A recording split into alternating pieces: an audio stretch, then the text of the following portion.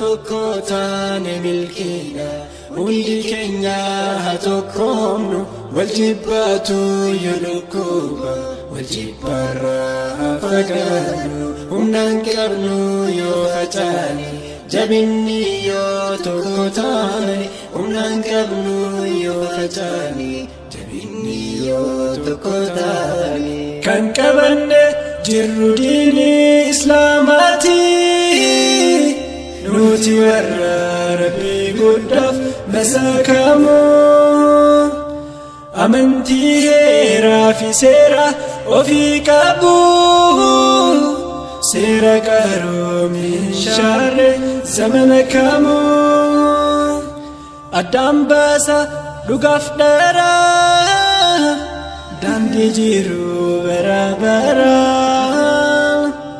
Seera yoomuu hara kan abadan jarre Kan qaroomni tokko dhufe isan sharre Kan keessattuuf laallu daawwiti jirenna Akeeka daandiidhaa furmaata rakkinna Qajeelumaaf dabaluuf baase addaani Kan jallina baneen Qur'aana kanaani Yotokotan milkina Undi Kenya hatokromno Waljibatu yulukuba Waljibara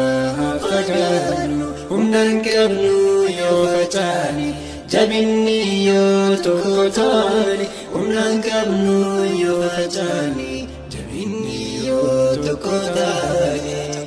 Dini tokkum mafjalala Onne labsu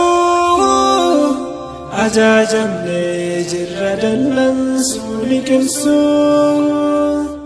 Yoo waltaane dabarraa waan hunda keessa Tokkummaanuuf dhaame rabbiin keenya ogeessa Hin facaanu wal qabanna Wal malee meeti eenyu qabna Milkaa'inni obboleessa siif milkiidha Milkii obboleessa kan kee hin jibbini Yoo waltaane fuulduratti tarkaanfanna Diinii qowwaa qabuu qabnaan ta'uu cabni Akka nuti tokkummaan deemnu wal faana ولا تفرقون جد قرآنا فكنيا نفتا أجر صحابتها نقان والجالة قوتو النداني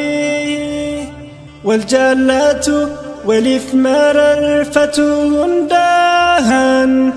والإفيادو والإنيادو برواهن داهن Yotokotan milkina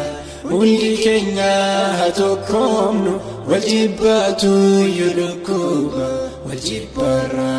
faganu Umnankabnu yofatani Jabini yotokotani Umnankabnu yofatani Jabini yotokotani Umnankabnu yofatani Jabini